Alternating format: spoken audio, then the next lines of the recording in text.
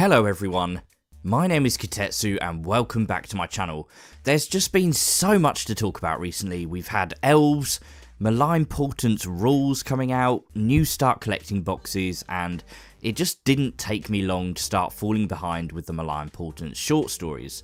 I think now there are like 3 that I haven't covered on my channel, including the 2 I'm going to talk about today. The last one I talked about was Rotigus's tragic crusade through the realm of Shaiish, but never fear, I'm going to keep you up to date regardless. I'm going to keep powering through whatever it takes. Right, what I'm going to do in this video is talk about the last 2 stories together in this video because they weren't too eventful and they didn't add a ton of crazy new details that left us shocked or in disbelief about their implications. That isn't to say they weren't fantastic reads, however. I loved them. The first one, which was called The Offer, was a total change of direction for Malign Portents, and it left Nurgle way behind for now and had a completely new method of story delivery. It's all about a letter that is found in Aqshy, the realm of fire, that tells a particularly bleak story. If there is a moral to this story, it's basically never say no to Nagash, unless you have some significant means with which to resist him. Of the 2 stories, I ended up enjoying this one far more.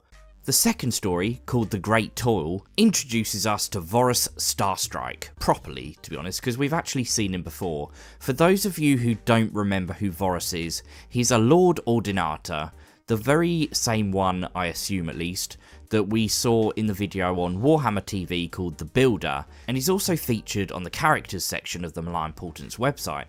The story is a much more standard affair, and it actually relooks at some imagery in Shaiish that we've already seen previously. It's pretty obvious that it was written to coincide with the Harbinger release, and it should come as no surprise to you that GW chose to build the hype up for the Stormcast character first. It was definitely nice to see the character in a short story, but I must admit, I feel the character has far more potential than is shown in this story. I think they could have made the whole story considerably more exciting, and it just kind of came across a little bit bland, but considering the Stormcast Eternals are the poster boys of Age of Sigmar, I would have liked a bit more excitement and perhaps originality in there. If you look at the news story, which I'm not going to talk about in this video, which is called The Paradise Below, I found that one 10 times more captivating and imaginative, and it was really great.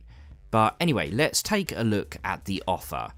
In this story, a Wildlands patrol finds a letter strapped to the leg of basically a bird that has aged to the point that it's grey and crumbling apart. This is outside the Aqshy half of Hammerhal, which for those of you who don't know is this epic new city built in the realms, and it's called the Twin-Tailed City because it spans 2 realms. Really, it's actually 2 cities, and they've both been built around each entrance of a Realmgate, one in Ghyran and one in Aqshy.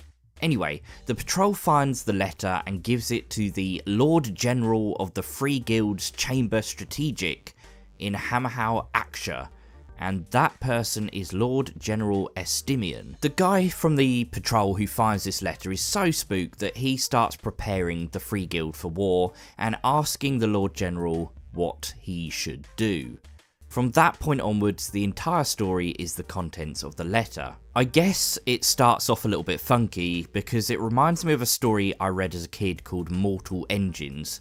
I don't know if any of you read it, but basically in The Offer, the guy who wrote the letter is aboard this wacky mobile bastion called a Cogfort, which has these so-called piston-driven legs. The story's a little bit vague in terms of what these Cogforts do, but from what I can gather, they either help project a shield around Hammerhal from these kind of veins or fins that the fort has rising from the top of it. Either that or the Cogfort is perhaps siphoning some of the shield from the city to help protect itself. Personally, I'm leaning towards the first option, but I don't really know anything about these Cogforts, and in all honesty, it's possible they have actually cropped up in the lore before, so if you guys do know anything about these things, let me know down below. Anyway, the Cogfort has been sent to secure a realm gate called the Gates Below, which leads to Shaiish.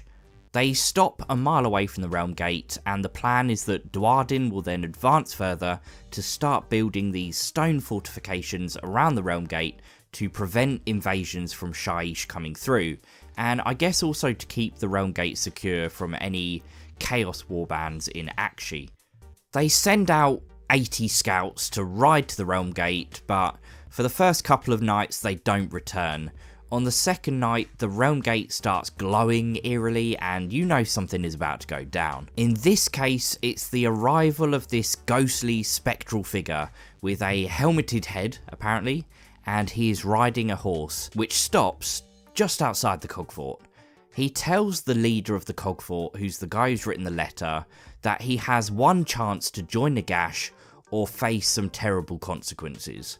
So what is the guy's answer? He asks his wizard, Tagendorf, to just banish him. The spectral apparition, however, is simply just a messenger, and he basically disappears of his own accord, kind of vanishing into thin air. This is when everything starts going wrong.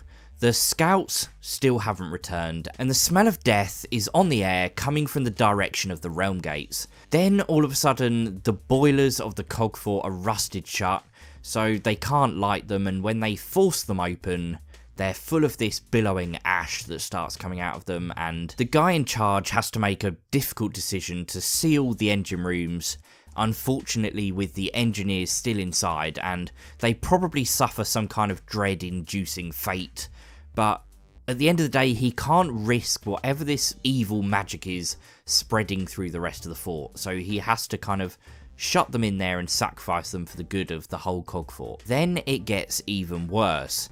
The doors and hatches actually start rusting shut just across the whole Cogfort, and they can't be opened. They are literally trapped in this rusting metal fort, and they can't even light the furnaces and get this thing moving to back it away from this Realm Gate. To escape from this Cogfort, the men try to abseil down to the ground from ropes, but as they descend, they start aging at an alarming rate. Their hair goes white, their skin wrinkles, and they start going blind. It's all pretty horrible. The lucky ones who are abseiling down basically fall from the ropes and die a quick, merciful death, but as their bodies hit the ground, these skeletal arms burst up and drag them down underground. And those arms are actually what's left of the 80 scouts who were sent out, so they didn't fare too well either. As the whole fort is rusting, the spectral figure reappears, and the guy who is in charge of the fort begs him to remake the offer, to reconsider and let him enter the service of Nagash. But the figure simply says one sentence: "The time for willing service has passed." The guy has literally just enough time to write the letter and send it before he meets his end, a stricken old man, shortly afterwards. And there we have it, story number 1. And straight off the back burner of that one, I want to go into the second story, which was the Great Toil. And this one is less eventful, and I can summarise it pretty quickly, to be honest. So we have Lord-Ordinator Vorrus Starstrike, who has recently just freed a Warscryer Citadel from the Skaven, and it sounds like it was a pretty intense struggle between his Stormcast and the Rats. He is deeply relieved that they hadn't managed to break into its most central arcanoscope chamber, thanks to its protective enchantments. He, however, has no such issues and lets himself in.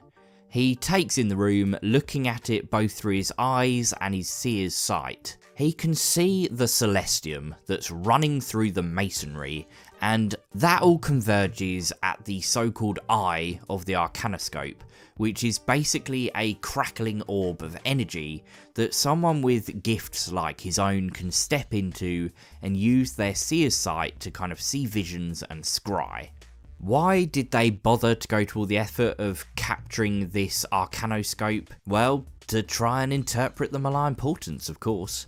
He steps into the eye of the arcanoscope and is immediately transported to Shaiish. There's some fantastic descriptive writing at first where it makes you think he's staring at a galaxy of stars, but it turns out they are actually the near countless heads of skeletons marching in Shaiish in a single line, and we've actually seen this image before in the video on Warhammer TV that was called, I think, The Coward. It's all part of Nagash's master plan, basically, with these skeletons carrying Realmstone to help build this horrific pyramid structure with which he probably wants to take over all the realms. Vorrus wants to know where they are going, but instead of having a look around, he decides he's going to attack the first skeletons he sees instead, because why not? He summons lightning by calling on the arcane power of the Warscryer Citadel. He starts pelting them with lightning, smashing the skeletons apart, and scorching the sands of Shaiish. Basically, he thinks he can change the course of the fates by kind of disrupting the line, or maybe making it get lost and start wandering off in the wrong direction. But casting all of this lightning down on them is taking its toll on Vorrus, however, and he expends every last bit of energy to this aim, and soon he can't continue, so he stops, exhausted.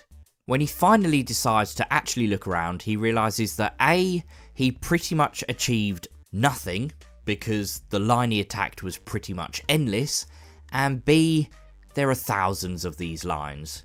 That's the last thing he sees before opening his eyes again, lying on the floor of the Arcanoscope chamber, and the story ends with him being able to hear the march of millions of skeletons across Shaiish through the Arcanoscope. So there you guys have my summary of the two stories. To be honest, the first story ended up being the better one in my opinion. The second one got off to a really great start and then ended up feeling a little bit pointless by the time he actually stepped into the eye of the Arcanoscope. I'm guessing the thinking behind this part of the story was that it was basically GW advertising the Warscryer Citadel kit and making people want to go out and buy it so they can zap their foes with lightning across the board.